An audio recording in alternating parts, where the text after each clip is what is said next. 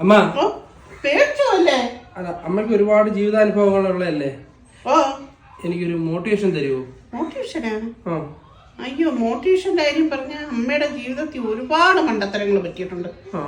പിന്നെ അമ്മ നല്ല ആഴത്തിൽ ചിന്തിച്ചട്ടെ ഏത് കാര്യവും ചെയ്തിട്ടുള്ളൂ.